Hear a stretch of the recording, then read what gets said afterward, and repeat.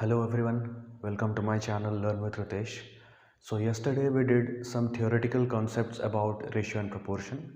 कल हमने कुछ थ्योरी के बारे में पढ़ाई किया था रेशियो और प्रोपोर्शन का. So today we will deal with the questions. Before starting or before going into the questions, I will let you know some more concepts regarding ratios, right? So first of all, as ratio is a chapter, so there has to be some use of ratio, right? So what is the use of ratio, and or why ratio is studied in mathematics, why there is a chapter of ratio, right? So we will understand this with the help of an example. Let's suppose that one question is given, like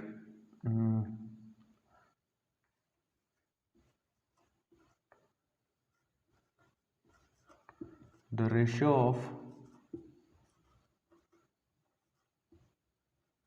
boys and girls in a class is 3:2, right? Only this much is given. The ratio of boys and girls in a class is 3:2. So what is the meaning of this statement? Can we say that number of boys is equal to 3 and number of girls is equal to 2? Can we say like this? क्या हम ये बोल सकते हैं कि अनुपात जो है वो 3:2 है, तो नंबर ऑफ बॉयज़ जो होगा उनकी संख्या 3 होगी और गर्ल्स 2 होंगे? क्या हम ऐसा बोल सकते हैं? नहीं बोल सकते. वी कैन नॉट से दिस बाय एश्योरिटी. हो भी सकता है, इट कैन बी, बट ऐसा ही होगा. दिस वी कैन नॉट से with confirmation, right? And what is the exact number? We cannot decide from the given information, right? If we want to determine the number of girls or number of boys, some more information has to be given. If this much information is given with confirmation, we cannot say that the number of boys is 3 and the number of boys is 2.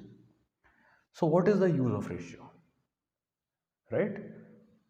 If this much is asked, then what is the use, or what can you say with confirmation from the given information? जो data दिया हुआ है उसको देखते हुए conformation से हम क्या बोल सकते हैं कि ये तो होगा ही. दो चीज़ें बोल सकते हैं. क्या क्या बोल सकते हैं?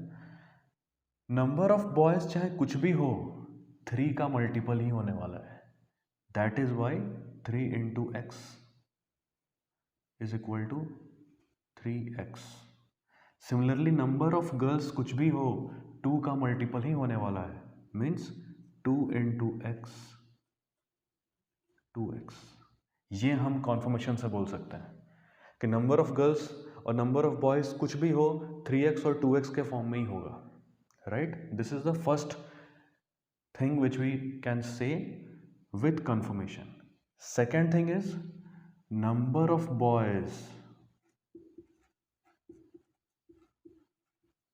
number of boys will always be greater than number of girls.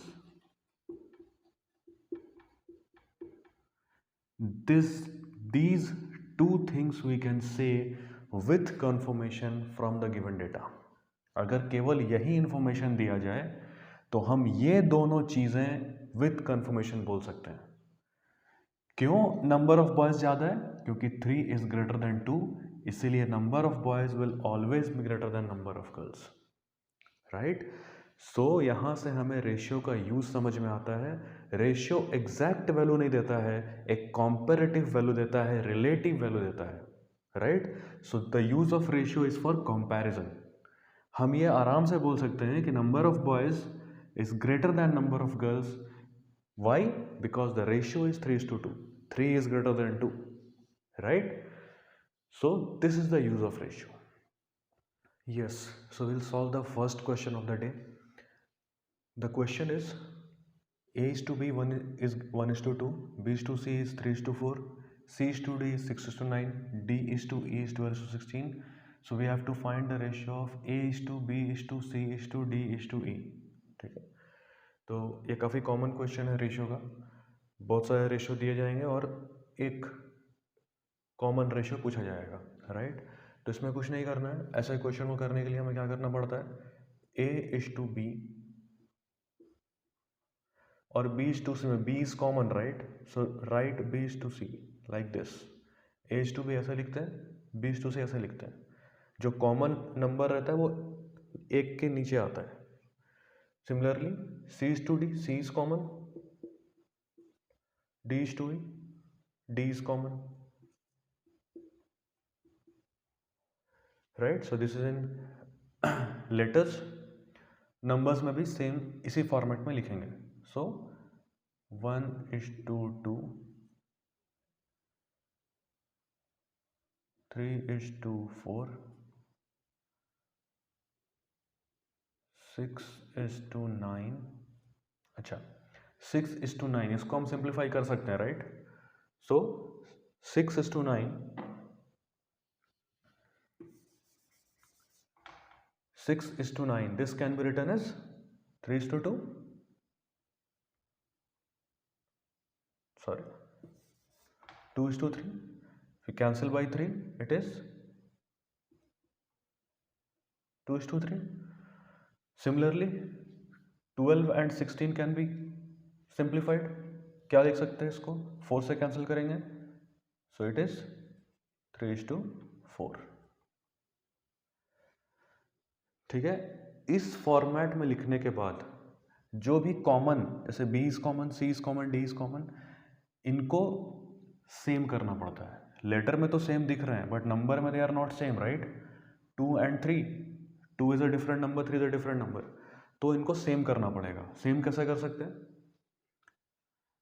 इस पर एक डिटेल नंबर सिस्टम करेंगे तो बताऊंगा कि सेम कैसे करते हैं. अभी के लिए आप जान लीजिए कि सेम करने का सबसे अच्छा तरीका है एलसीएम लेना. कोई दो नंबर को सेम अगर करना है, इक्वल करना है, the best method is to take the LCM. नाम में ही है ना, lowest common multiple, common number आता है, राइट. सो 2 और 3 का एलसीएम ले लीजिए. What is the LCM of 2 and 3? 6. तो 2 को 6 बनाना है, कैसे बनाना है, इंटू 3 करके. 3 को 6 बनाना है, कैसे बनाना है, इंटू 2 करके, right. But we know that ratio means division. Division मतलब A बाई B. तो अगर A में हमने इंटू 2 किया है तो B में भी इंटू 2 करना पड़ेगा to keep the ratio same. नहीं तो ratio will change, we can not change the ratio. Similarly 1 is to 2, this is numerator, this is denominator. अगर हमने डिनोमिनेटर में 3 मल्टीप्लाई किया है तो न्यूमरेटर में भी करना पड़ेगा. सेम लॉजिक, न्यूमरेटर में 2 किया है तो डिनोमिनेटर में भी करना पड़ेगा, right. So now it is 4 into 2, 8, and here it is 2. So how can we make 2 into 8? Multiply 4. As we are multiplying 4 over here, तो यहाँ भी करना पड़ेगा, into 4. Now it is 12, here it is 3. To make it equal क्या multiply करेंगे, यहाँ 12 है, यहाँ 3 है, 4 मल्टीप्लाई करते हैं. यहाँ किया है तो यहाँ भी करना पड़ेगा. तो क्या आ गया, 3 into 1 is 3, 2 into 3 is 6, again 6, 8, 8, 12, 12, 16. सो जो कॉमन नंबर्स हैं उनको एक साथ लिखेंगे तो क्या आएगा, the answer is 3 is to 6 is to 8 is to 12 is to 16. This is the answer. ठीक है, इसको और सिंप्लीफाई नहीं कर सकते, दिस इज सिंप्लीफाइड फॉर्म और यही आंसर है. This is the best way to do these type of questions. Sorry. So the next question is A is to B is 2 is to 3, B/C is 3:7, and we have to find A plus B is to B plus C is to C plus A. So it is very much similar to the previous question, बहुत ज़्यादा same है जो इससे पहले जो हमने question किया था उसके साथ. क्या करना है, तो ये रेशियो निकालने डायरेक्टली हम इसको नहीं निकाल सकते हैं, तो पहले क्या करो, पहले A/B/C निकाल लेते हैं. A/B पता है 2:3, B/C पता है 3:7. यहाँ पे it is already common, already equal किया हुआ है, डायरेक्टली आ जाएगा 2:3:7. A/B/C की वैल्यू 2:3:7. बट हमें A प्लस B बोला है, तो A plus B means 2 + 3. This is A, this is B, this is C. A plus B means 5:2, B plus C means 10:2, C plus A means 9. Right? So this is the answer. इसका answer क्या है? This is the answer. Right? Yes. So the next question is rupees 5,600 is to be divided among A, B, C, D in such a way that the ratio of share of A/B is 1:2, B/C is 3:1, C/D is 2:3. Find the share of A plus B. Right? So there are 4 persons A, B, C, D, और एक सम है, एक पैसा है 5,600, उसको इन चारों में divide करना है. राइट? अगर सपोज हम इक्वली डिवाइड कर दें तो क्या होगा, डिवाइड बाई 4, 5,600/4. बट यहाँ पे इक्वली डिवाइड नहीं हो रहा है. इक्वली डिवाइड करना मतलब 1:1:1:1, equal, the ratio is equal. But यहाँ पे रेशियो इक्वल नहीं है. ठीक है, तो जो प्रीवियस क्वेश्चन हमने किया था वो डायरेक्ट क्वेश्चन था, उसको वर्ड्स में दिया हुआ है, दैट्स इट, और कुछ नहीं है. Find the share of A plus B. तो पहले A/B C D इसको निकाल लेते हैं. निकालिए. 1:2, 3:1, 2:3, 2 and 3 into 3 into 3 into 2 into 2. Here it's already balanced, कुछ करने की जरूरत नहीं है. क्या आ जाएगा, 3:6:2:3. This is the ratio. So this is A, B, C and D. So A plus B. What is A plus B? A plus B is 3 plus 6. That is equal to 9. A is 3. So can we say, अगर ratio तो 3 और 6 है तो क्या बोलेंगे, A को 3 रुपये मिलेगा, B को 6 रुपये मिलेगा, ऐसा बोलेंगे क्या? नहीं, ऐसा नहीं बोल सकते हैं. अभी हमने शुरू में यही डिस्कस किया था, इन द स्टार्टिंग में discussed. Ratio does not give the exact value. ठीक है, A को जो भी मिलेगा वो 3 का मल्टीपल होगा, B को जो भी मिलेगा वो 6 का मल्टीपल होगा, और इन दोनों को जो मिलेगा वो 9 का मल्टीपल होगा. कितना मिलेगा, तो एग्जैक्ट वैल्यू के लिए कुछ इंफॉर्मेशन दिया गया होगा. What is the information? 5,600. Total amount क्या है? 5,600. तो जो सम ऑफ द रेशियो है वो 5,600 होना चाहिए या नहीं? बिल्कुल होना चाहिए. What is the sum? 6 + 3 is 9, 9 + 2 is 11, 11 + 3 is 14. 14 is equivalent to 5,600. So 1 is equivalent to 400. 1 is equivalent to 400. 9 is equivalent to 3,600. Right? मुझे लगता है कि कुछ इसमें प्रॉब्लम हुआ होगा. कुछ नहीं है, अलग अलग रेशियो दिया है सबको. 4 लोग हैं, अलग अलग दिया है, तो चारों का क्या रेशियो है वो निकालिए.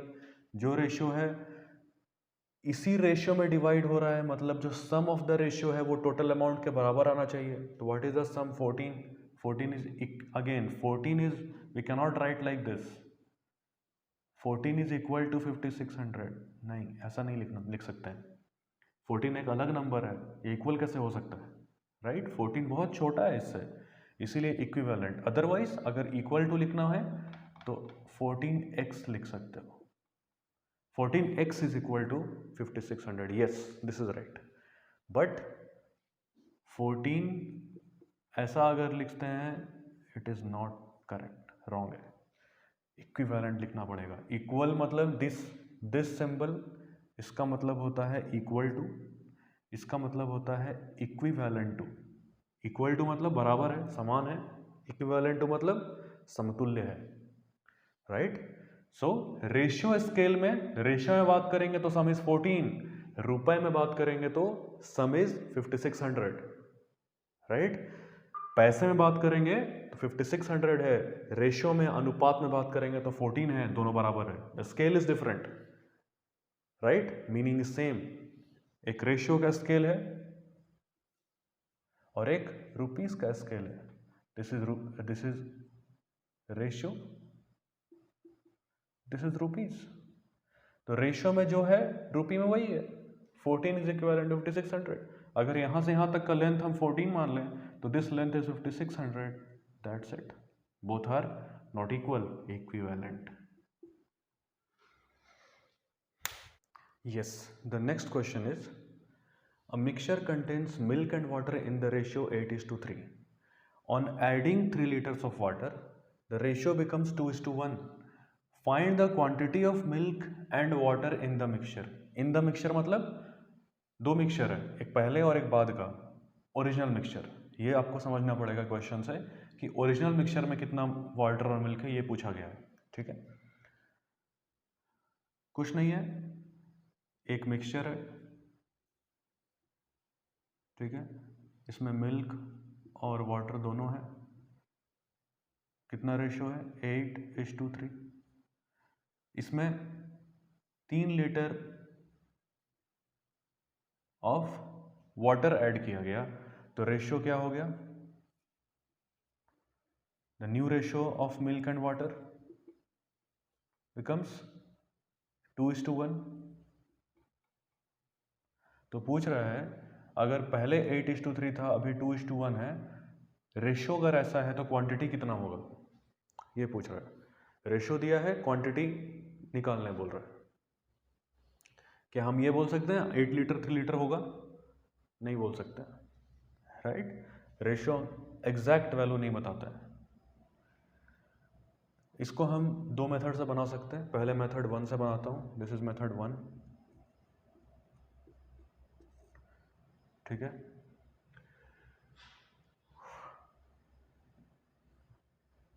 मिल्क और वाटर का रेशियो दिया है, क्या दिया है? 8:3। तो जैसा हमने देखा था, अगर रेशियो 8:3 है तो हम क्या बोल सकते हैं, इनका क्वांटिटी क्या होगा?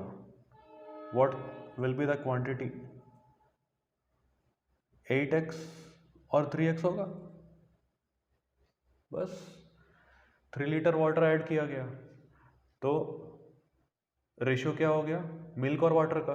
मिल्क तो चेंज नहीं हुआ तो 8x ही रहेगा। वाटर क्या हो गया? 3x + 3, and this is equal to 2/1, right? इसको आप क्रॉस मल्टीप्लाई भी कर सकते हो, डिविडेंडो भी लगा सकते हो, दोनों से बना सकते हो। क्रॉस मल्टीप्लाई करेंगे तो क्या आएगा? 8x is equal to 6x + 6। तो यहाँ से 2x is equal to 6, x is equal to 3। x is equal to 3 means what is the quantity? 8x and 3x, so 24 and 9, 24 liters and 9 liters, option A, ठीक है? This is the right answer. This is method 1, ठीक है? यहाँ पे आप dividendo भी लगा सकते हो, ठीक है? कैसे लगा सकते हैं? देखो, कल हमने अगर किसी का ये पहला लेक्चर है तो थ्योरी क्लास जाके देख ले, उसमें हमने डिटेल डिस्कशन किया है कि कैसे हम डिविडेंडो या जो प्रॉपर्टीज ऑफ प्रोपोर्शन है वो लगा सकते हैं। डिविडेंडो लगाएंगे तो क्या होगा, 8x minus 3x minus 3 divided by 3x plus 3 is equal to 2 minus 1 by 1. So 5x minus 3 is equal to 3x plus 3. So 2x is equal to 6, x is equal to 3. Direct ऐसे भी आप कर सकते हैं by using the property. ठीक है, yes. Method 2 की बात करते हैं. मेथड 2, ये जो मेथड 1 जो था वो फंडामेंटल मेथड था जो हम स्कूल्स में भी करते आ रहे थे. मेथड 2 थोड़ा सा दिमाग लगाएंगे, लॉजिक लगाएंगे. देखिए, पहले रेशियो 8:3 था, हमने 3 लीटर वाटर ऐड किया, मतलब मिल्क में कोई चेंज आएगा क्या? नहीं आएगा, मिल्क तो सेम रहने वाला है और वाटर का क्वांटिटी इंक्रीज होगा. ठीक है, पहले रेशियो 8:3 था, अभी 2:1 हो गया. वाटर का तो रेशियो कम हो गया, 3 से 1 हो गया, बट हमने तो वाटर ऐड किया है. इसका मतलब है कि रेशियो जो दिया है नया वाला, न्यू रेशियो जो है, वो सिंप्लीफाइड फॉर्म में है. इसको थोड़ा कन्वर्ट करना पड़ेगा. कैसे कन्वर्ट करेंगे? वाटर का क्वांटिटी बढ़ रहा है बट मिल्क का क्वांटिटी सेम है, राइट? तो मिल्क का रेशियो भी सेम होना चाहिए. यहाँ 8 है तो यहाँ भी 8 होना चाहिए. इसको 8 कैसे बना सकते हो? इंटू 4. यहाँ इंटू 4 तो यहाँ भी इंटू 4. तो रेशियो क्या आ गया? 8:4. अब बढ़ गया, पहले वाटर 3 था, अब 4 हो गया या नहीं? यानी कितने से बढ़ा? 1 से. और क्वांटिटी में कितने से बढ़ रहा है? 3 से. यानी कि 1 is equivalent to 3. So 3 is equivalent to 9 and 8 is equivalent to 24. So 24 and 9. This is the best method. ये बहुत ही अच्छा मेथड है, लॉजिक से पूरा तुरंत आंसर आता है, कोई एक्स मानने की ज़रूरत नहीं है. ठीक है, इसमें कोई डाउट नहीं होना चाहिए.